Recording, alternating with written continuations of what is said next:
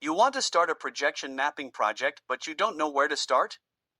You might already be wondering things like, what kind of projector do I need for the home mapping? What software should I use?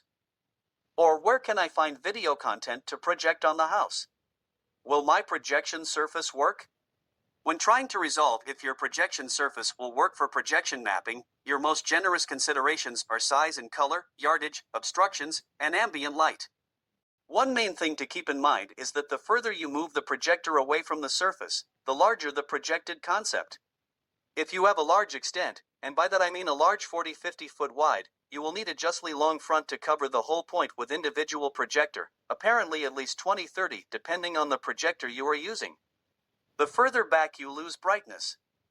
So if you have a large screen, you may need to think about snatching a brighter projector. If you struggle with these factors, you may choose to focus on just part of the construction. Or rather than mapping the whole thing with individual projector, you can use 2 or more projectors and break up the entire surface into more manageable chunks.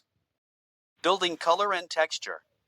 Having a white or light gray building is the holy grail of projection mapping. Dark materials like red brick, dark siding, or dark paint will need a brighter projector to show up with good colors.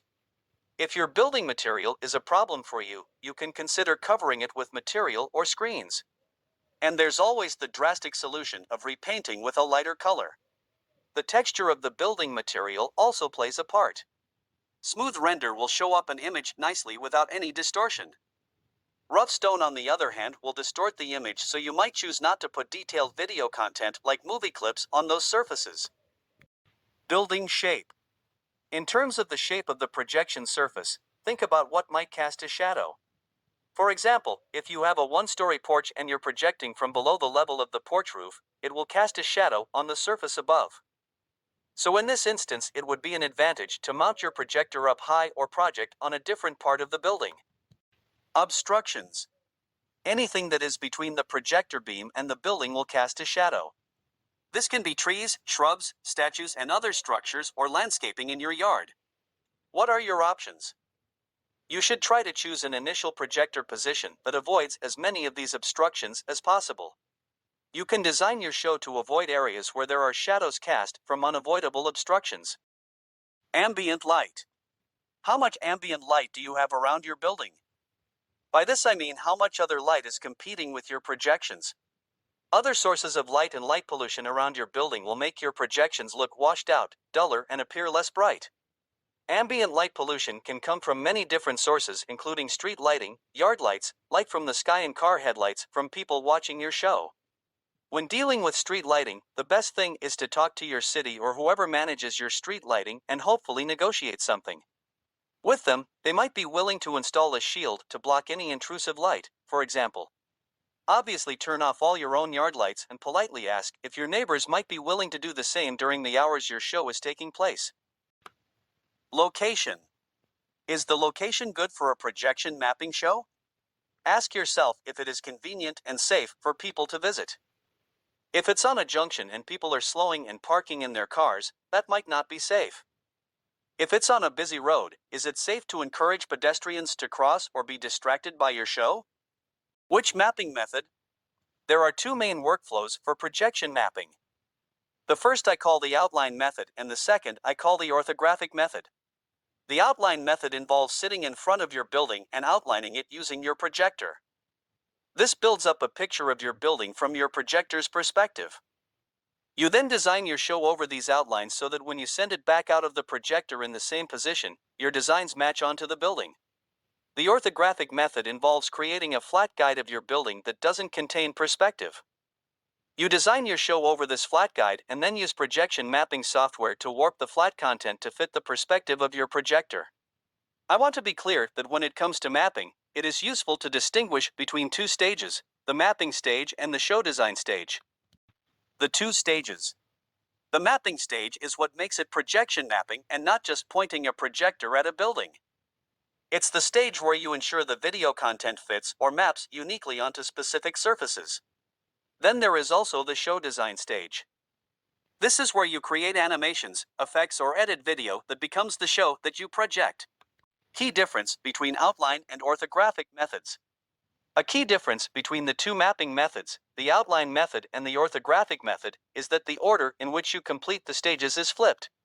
With the outline method, you do the mapping stage first and the show design second.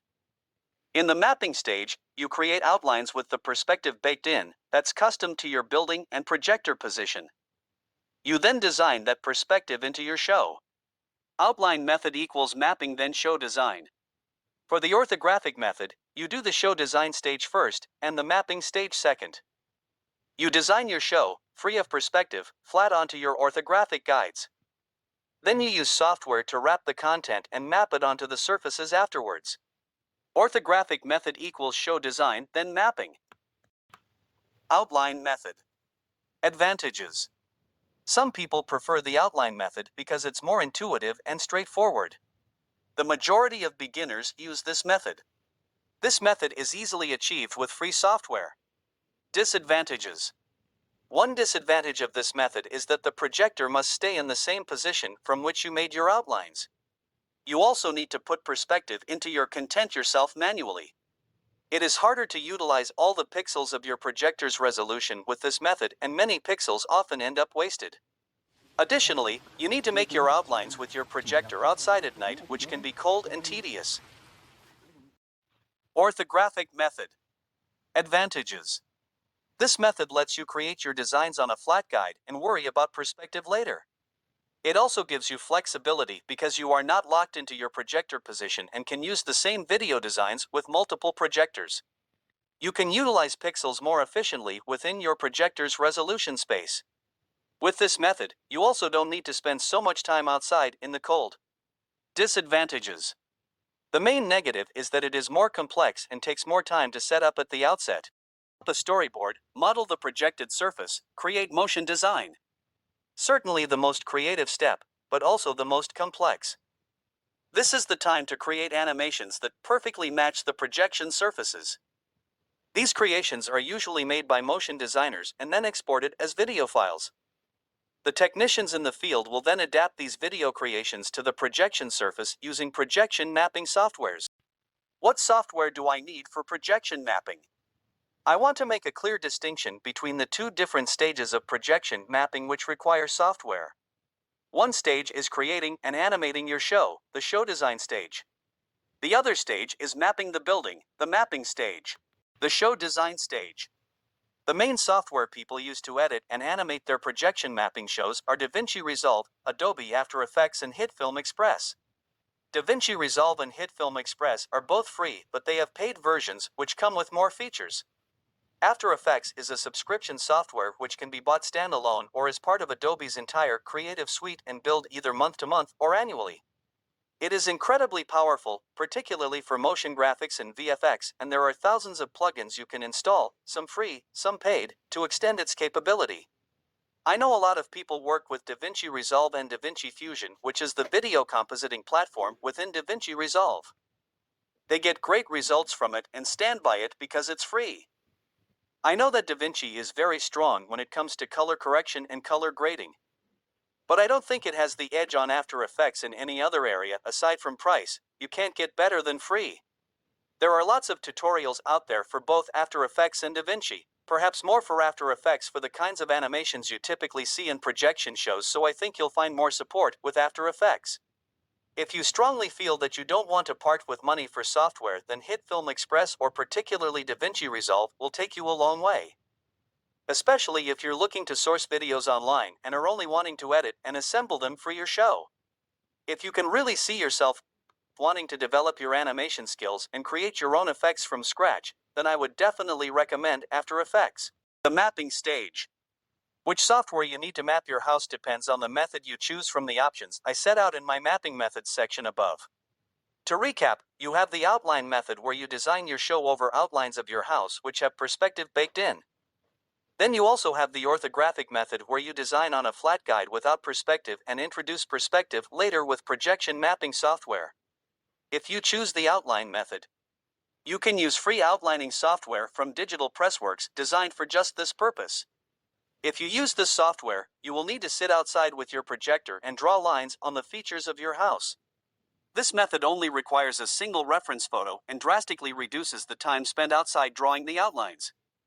For this method, you need some graphics editing software with a filter that can detect edges. I recommend either GIMP, which is free, or Photoshop. You also need some projection mapping software that has the ability to corner pin, and for that I recommend MadMapper, which you can download free as a demo. If you choose the orthographic method. With this method, you first need to create an accurate guide image of your house that does not contain any perspective. If you already have a front-on architectural drawing of your house, you're good to go. If not, you need to create a 3D model of your house from reference photos using photogrammetry software. Free options are Meshroom, 3ds Zephyr, or Regard 3D. When you have your 3D model, you need to bring it into 3D modeling software to create a guide. A good free option for this is Blender. Once your show is designed, you need to map the video content onto your house. This can be done with After Effects, which I show in my tutorial series for the orthographic method, but you can also opt to use dedicated projection mapping software. Professional, paid-for options include MadMapper, HeavyM, and Resilium.